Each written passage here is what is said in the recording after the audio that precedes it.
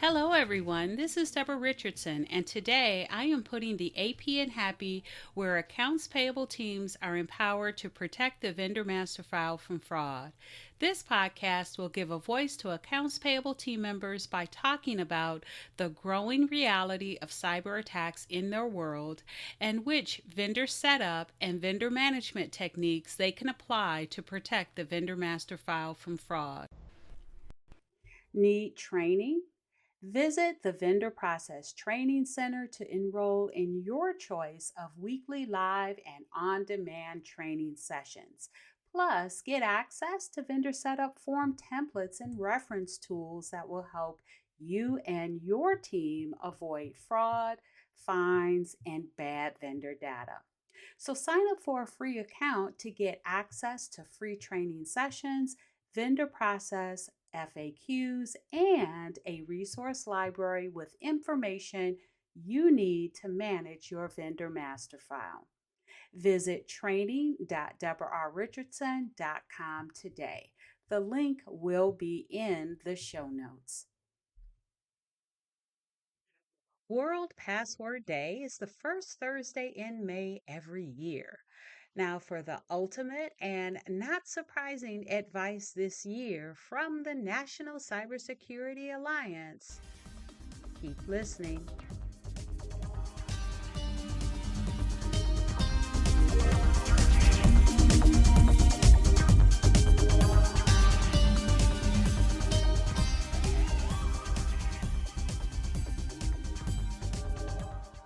Welcome to episode 336, World Password Day's ultimate advice for maintaining passwords.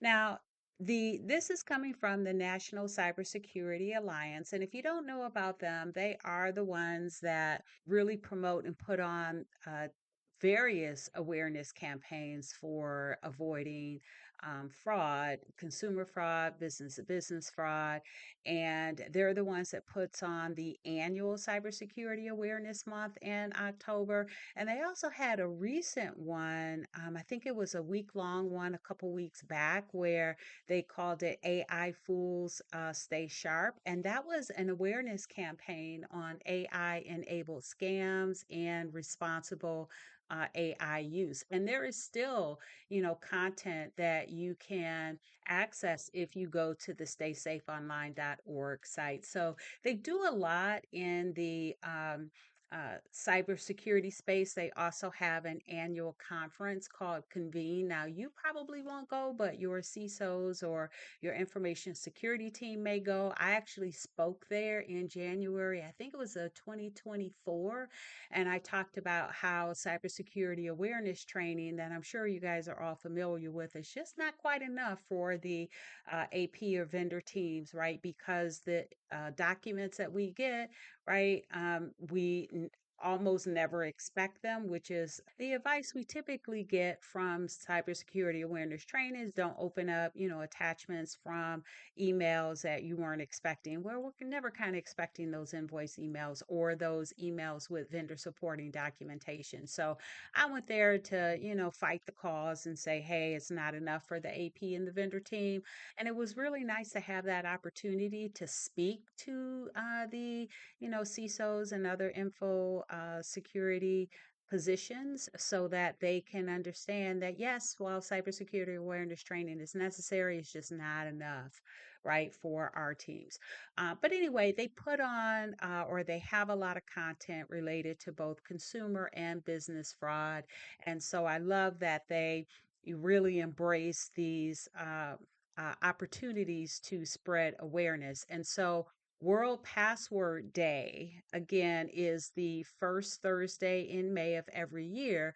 And so the National Cybersecurity Alliance did post some recommendations for creating and using strong passwords, one of which I absolutely love, and I think you're going to love it too if you're not already doing it.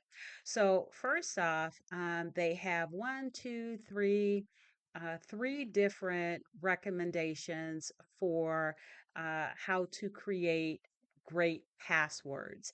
And they do recognize, though, that some of you may be using pass keys now instead of passwords. And pass keys, they call it an exciting technology that removes the need for passwords. So instead of entering a password with pass keys, you'll typically log in by having a secure device around, like a phone, so that you can use biometrics like facial scan or fingerprint in order to log on and not have to worry about a password.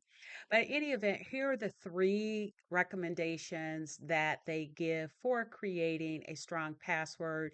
One is make it long, and they recommend at least 16 characters long, because what they say is, as of right now, an 8-character password takes just a few minutes for the hacker software to guess. But if you have a 16-character password, it will take a billion years to guess.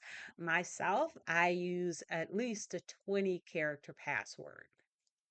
And then also make it unique. And really agree with this one, because the way that a lot of these fraudsters are taking advantage of these successful phishing emails, where they are able to get someone, maybe your client or maybe your vendor, maybe your internal team member, maybe even you, right, to click on a spoof link and get to a spoof website, put your credentials in, and they're able to take those credentials and then use them to sign in to email, to other software platforms, because a lot of us, right, will reuse the same passwords, because it's hard to create unique passwords across multiple software platforms, because we just have so many of them.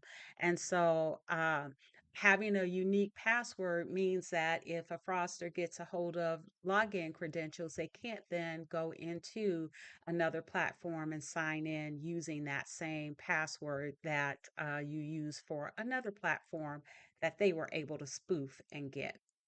All right. And then the last one is to make them complex. So that's the third one. That's where you will mix uppercase, lowercase letters, numbers, special characters.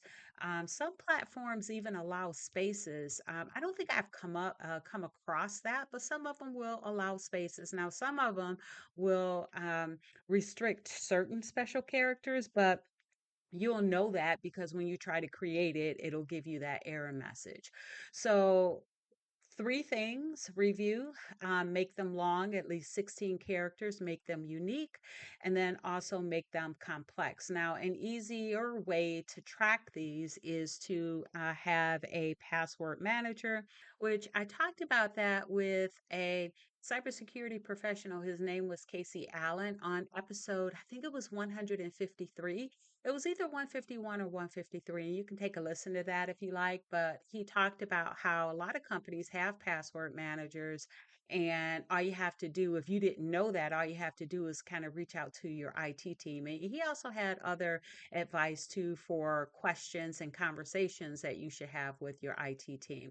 So having that password manager means it's very easy to, one, create long, unique, and complex passwords, so that you don't have to share or use the same password across multiple platforms. It also makes it easy, I think, because if you did not know that you were dealing with a phishing email, because fraudsters are getting slicker and slicker every day.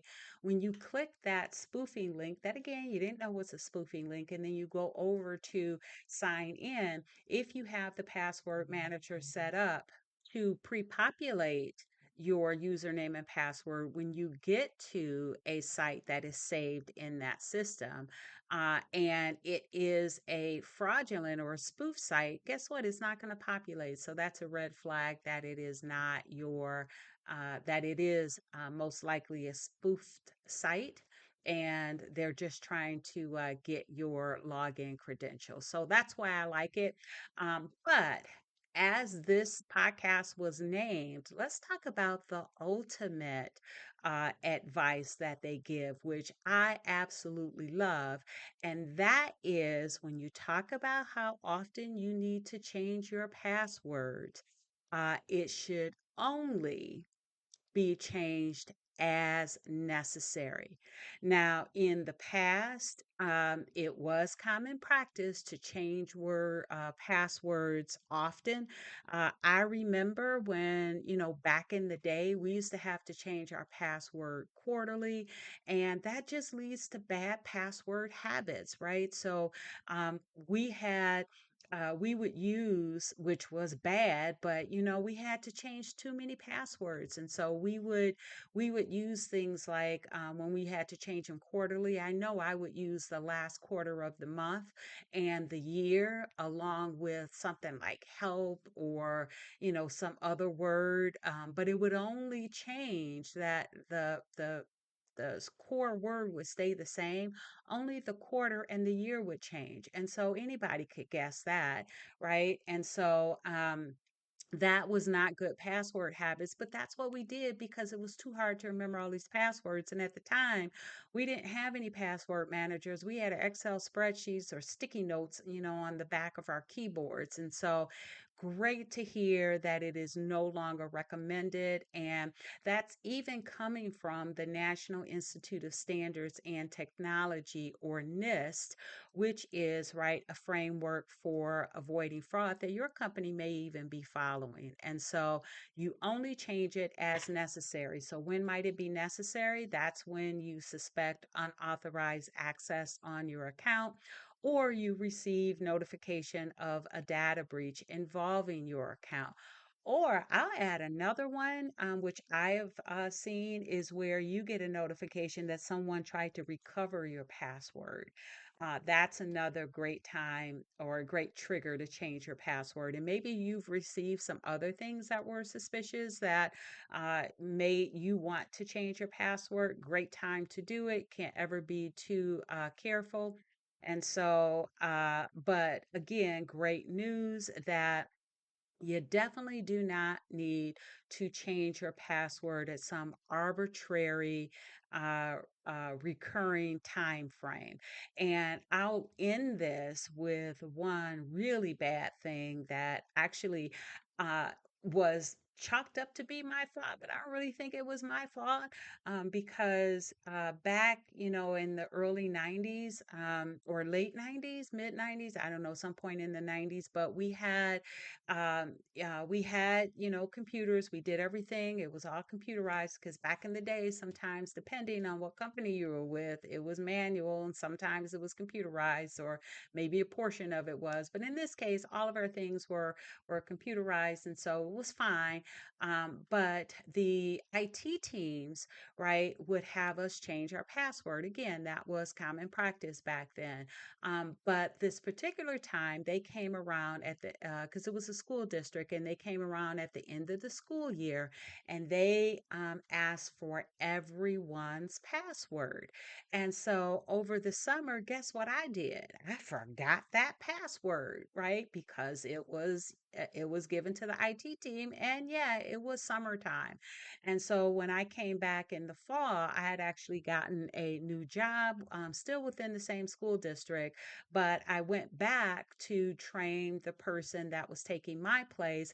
And of course, all of my information was locked behind this password. And so I didn't remember it, but I reminded everyone that IT came around and grabbed all the passwords. Well, the problem is who knows what happened with what IT grabbed, which was, right, bad in itself, but they no longer had my password.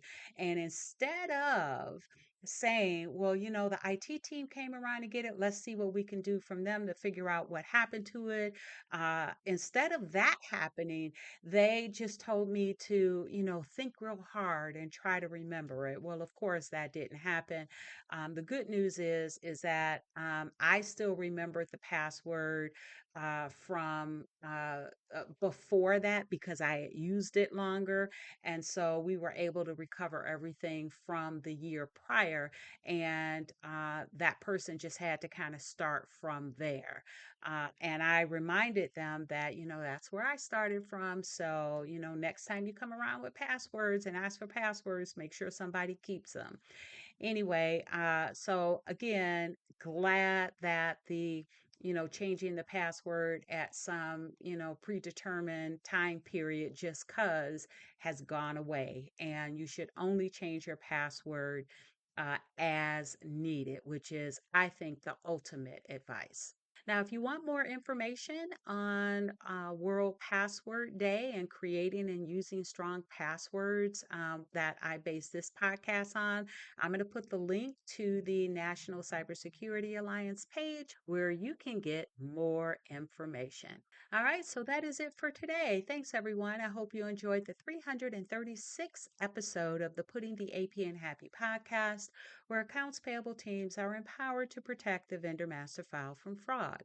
Don't forget to check the show notes for the links mentioned in the podcast. And if you enjoyed this episode, consider subscribing and writing a review of my podcast on the platform that you use to listen. Stay happy.